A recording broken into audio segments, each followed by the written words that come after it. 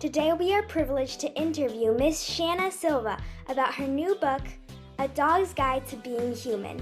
In this story, you may see some funny and familiar things that happen to you and your dog.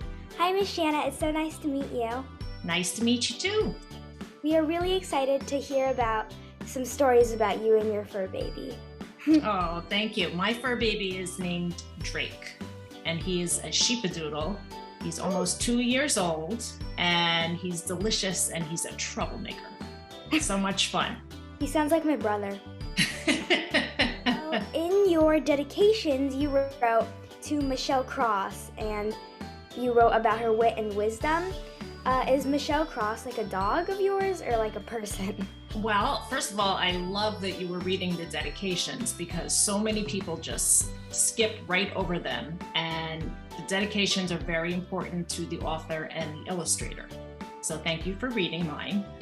Michelle Krause was a very good friend of mine who passed away a few years ago, and she loved dogs.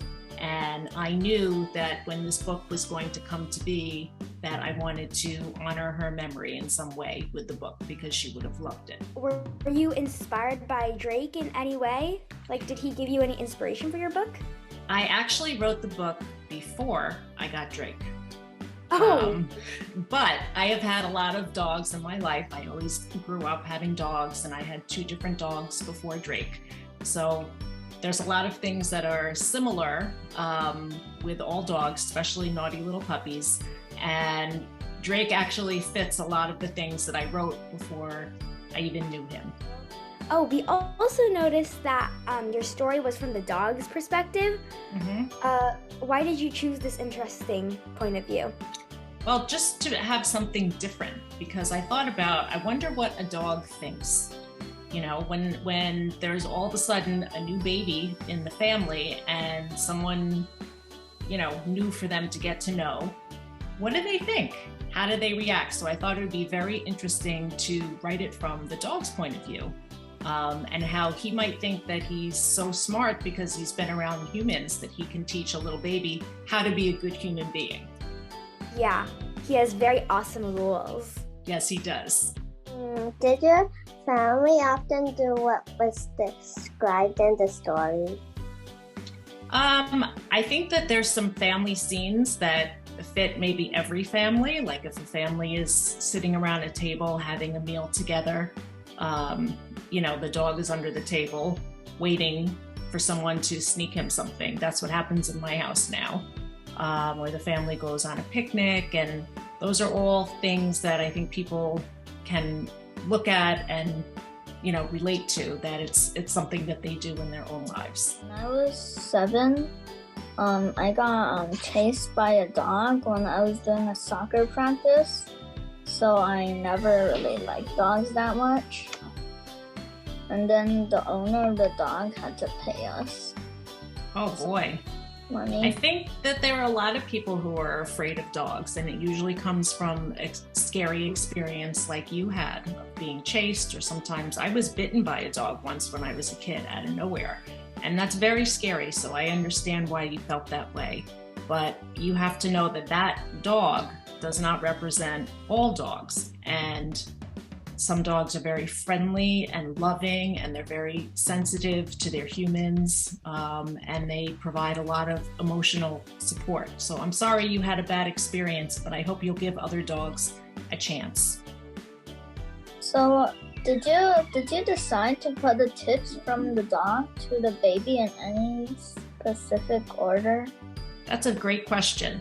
I wrote them all out so that none of them sort of related to the other, so that the publisher could then decide, based on what they were doing with the illustrator, what order they should be put in. So they were all like individual vignettes, and they could have gone in any order except for the first one.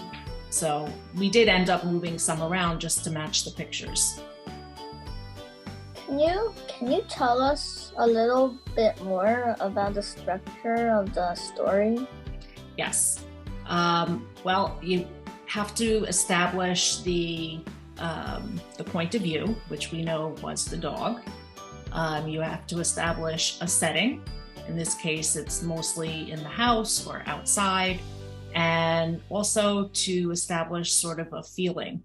And this is where the humor comes in, and then you can see also that the dog builds a loving relationship with this little girl, and they're like best friends. So it's meant to make the reader feel good and come away thinking of a positive experience with the animal.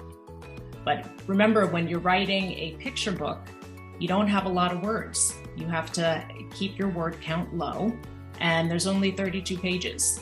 And some of those are taken up by, the titles and other things. So you have a very short space to tell your story. What is the big picture of the book you want to share with the readers? When you say big picture, you mean idea, or you mean my favorite spread in the book? Idea.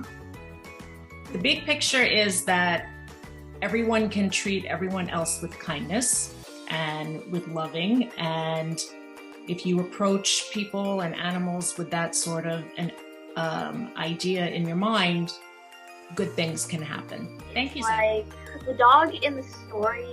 So, did you tell the illustrator that you want the dog to look like a certain way? No, that's a very good question. When I was writing the story, after I wrote the story, in my mind, I was picturing what my dog looks like, which is very different.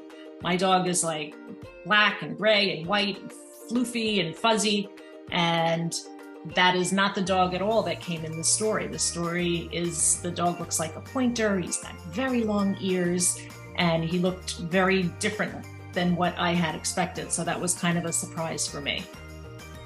Is the words and the illustrations fit together very perfectly? So did you collaborate with the illustrator a lot to make the words and illustrations sort of help each other out and match together? Well, first of all, thank you for thinking that they match. That means that we all did a good job. The illustrator, the writer, and the publisher. But the truth is that the writer and the illustrator don't have a lot of communication. The publishing company kind of keeps us separate. And so in this case, I've never met the illustrator. I've never spoken to her on the phone. I've never shared an email with her. There were times where she wanted a little bit more clarification about what I was trying to say, because I wrote it in English and she is a French woman.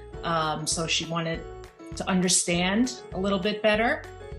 So the publisher would come back to me with questions. And in the same way, I saw some initial drawings and I looked at them and I said, I don't think that would happen in America. So we worked together, but through the publisher. But we did not have a lot of communication. As a publisher, as a middleman to send an email to the illustrator. That's right. The publisher is the middleman. I guess they don't want too many cooks in the kitchen. Okay. My third question is, there's a lot of enlarged words in the sentences. So is that the publisher's or the editor's idea to enlarge them? Well, it's a good question. I'm glad you noticed that. Every publisher has a designer.